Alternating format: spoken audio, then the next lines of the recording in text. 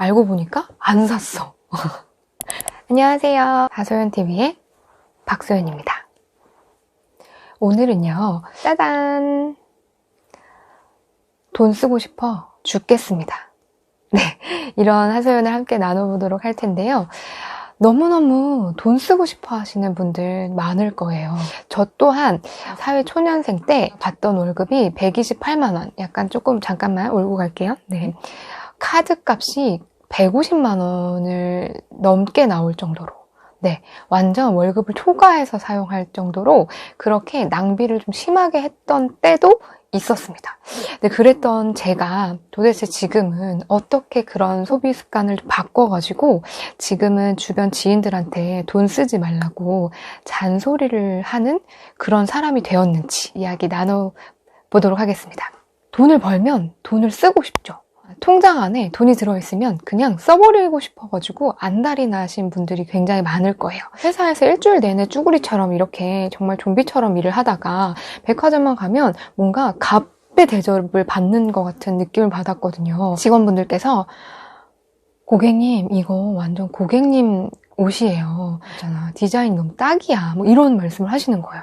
그러면 저는 또 거기 그 마케팅에 홀라당 넘어가가지고 그래요? 그러면 저 이거 제가 데리고 갈게요. 이렇게 물건을 구매하는 일들이 굉장히 많았었는데요. 회사에서 야근하는 시간도 많이 늘어나고 그러다 보니까 그때부터는 손가락 쇼핑을 하기 시작했습니다. 뭐 아침에 출근하는 출근길 지하철 안에서, 퇴근길 지하철 안에서, 택시 안에서 계속 나는 또 무엇을 살 수 있을까를 하이에나처럼 온라인 쇼핑몰들을 막 돌아다니면서 물건을 샀던 것 같아요. 근데 또 저희 같은 사람들의 특징이 있어요. 매일매일 이렇게 쇼핑을 하는 사람들 중에는요, 내가 돈을 정말 막 쓰는 사람이야 라고 생각하는 사람은 많지 않을 겁니다. 저도 마찬가지였어요. 제가 이렇게 물건을 사야 하는 이유를 자꾸만 만들었던 것 같아요.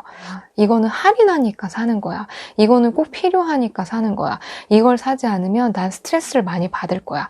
그래서 요즘 나오는 신조어들도 보면요, 화가 난 김에 돈을 쓴다라고 하는 홧김 소비, 아니면 외로운 나 자신을 달래기 위해 사용하는 쓸쓸 비용, 마음의 만족을 추구할 수 있는 소비 형태, 가심비, 이렇게 심리적인 요인에 의해서 돈을 쓰는 경우들이 굉장히 많거든요. 물건을 살 때 너무너무 신이 나는 거예요. 화가 다 풀리는 것 같고 스트레스가 풀리는 것 같아요. 그러면 물건이 와서 택배를 받았을 때도 마찬가지로 계속 기분이 유지가 돼야 되는데 후회가 됐기 때문에 이거 도대체 내가 왜 샀지? 또 회사에서 일하다 보면 무슨 택배가 몇 시경에 배송될 예정입니다. 이렇게 문자가 오면 한참을 또 너무 기가 막힌 거예요. 내가 뭘 샀을까? 기억도 안 나. 도대체 뭐가 또 오늘 오는 거지? 이런 스트레스를 또 받았던 것 같아요. 그래서 오히려 반품하는데 또 많은 비용을 소비하게 됐던 것 같아요. 난 이대로는 안 되겠다. 이 소비 습관을 어떻게든 고쳐야겠다라고 생각하는 와중에 이런 고민을 하게 됐어요. 쇼핑을 할 때 어느 순간에 행복감을 느끼는지를 한번 살펴봤는데 그거를 여러 개의 단계로 이제 쪼개놓고 본다라고 한다면 저는 물건을 선택하고 고르는 과정, 그리고 그 물건을 사기 위해 장바구니에 옮겨 담는 과정에서 가장 크게 희열을 느꼈던 것 같아요. 그래서 그걸 한번 이용해 봤습니다. 그러면 한번 원 없이 사고 싶은 물건을 다 담아보자 라고 결심했어요. 그래서 470만 원어치의 물건이 담긴 거예요. 근데 제 월급이 128만 원인데 그 물건을 살 수 있었을까요? 당연히 살 수가 없었죠. 골라내다가 짜증이 나는 거예요. 그냥 창을 닫고 나와버렸어요.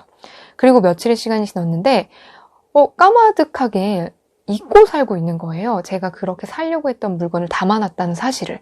근데 또 스물스물 돈을 쓰고 싶은 생각이 또 며칠 만에 들기 시작했습니다. 다시 들어가서 장바구니에 담겨있는 물건을 살펴봤어요. 그랬더니 이제는 택배 박스를 뜯으면서 했던 후회를 장바구니를 바라보면서 할 수가 있는 거예요. 이걸 내가 왜 담아놨지? 이거 나 집에 비슷한 물건이 있는데 그 물건들을 조금 객관적으로 볼 수 있게 됐었어요. 그런 후회를 하면서 모든 물건을 다 전체 삭제를 해봤습니다. 그리고 다시 또 사고 싶은 물건을 또 담아봤어요. 이거를 3, 4번 정도 반복하다 보니까요. 그 물건을 골라 담는 과정만으로도 어느 정도 소비하고 싶다라는 욕구가 해소된다라는 사실을 알게 됐어요. 그래서 그때부터는 최소한 장바구니에 3일 정도 담아보는 연습을 했습니다. 객관적인 시선을 바라봤을 때도 필요한 물건이다라고 한다면 그때는 구매로 이어졌던 것 같아요. 어떤 일까지 있었냐면요. 진짜로 물건을 샀다고 생각해가지고 옷장 속에서 그 옷을 찾아본 적이 있어요. 네. 알고 보니까 안 샀어. 네, 그냥 장바구니에만 담아놓고 사질 않았던 거예요. 이렇게 장바구니를 이용해보는 효과, 즉 객관적으로 나에게 진짜 필요한 것인지 아닌지를 시간을 두고 생각해보는 연습을 했다면 두 번째 단계는 뭘로 이어졌냐면요. 그래도 해소되지 않는 부분이 있었어요. 뭐냐? 내 통장에 돈이 그대로 남아있는다는 것. 그 꼴을 못 봐요. 써야 돼. 이 통장에 돈이 있으면 안 돼. 네, 그래서 통장에 있는 돈을 없어 보이게끔 만들어야겠다. 쇼핑몰에 물건을 담아놓고 구매 직전까지 간 다음에 그 돈을 그 회사에 입금하는 게 아니라 제 또 다른 통장에 입금을 해봤어요. 제가 그때는 이제 통장 쪼개기를 또 실천하는 단계였어가지고 자유적금을 여러 개를 만들어 놨었어요. 그래서 자유적금 통장으로 그 돈을 옮겨 담았습니다. 생활비 통장에 돈이 줄어드니까요. 진짜 돈을 쓴 것 같은 착각을 하게 되는 거예요. 근데 적금 통장을 열어보면 돈이 쌓여 있어. 이런 개이득이 어디 있어요? 네. 그래서 이렇게 저는 목돈을 마련하는 연습을 해오게 됐어요. 이제 주식을 시작하고 나서부터는요, 만약에 뭔가의 물건을 좀 사고 싶다, 뭐 운동화를 하나 사고 싶다, 그러면 운동화를 막 서칭해요. 필라 운동화가 너무 예뻐. 근데 모델도 너무 예뻐. 네. 그래서 이거는 되는 조합이다 라고 생각을 했었어요. 필라홀딩스의 주식을 샀었어요. 그게 올해 초였었는데 망했었죠. 왜냐면 코로나가 터질 줄 몰랐거든요. 이렇게 소비를 너무너무 하고 싶다라는 생각이 들었을 때 주식을 사보세요, 여러분.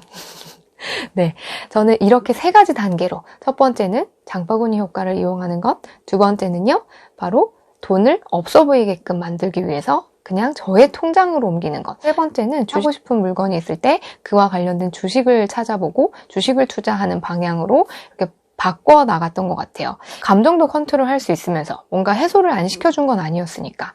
주식도 소비하듯이 했기 때문에 떨어져도 그렇게 크게 마음에 동요가 일어나지 않았었어요. 왜냐면 나는 그냥 산 거라고 생각하면 되니까. 그래서 돈을 썼는데 오히려 돈이 늘어나서 소비를 해서 물건을 얻었을 때보다 훨씬 더 큰 기쁨을 누리게 될 수 있었던 것 같습니다. 네, 여러분들도요, 소비를 통제할 수 있게 하는 나만의 시스템을 만들어 보시는 게 어떨까 싶습니다. 네, 고맙습니다.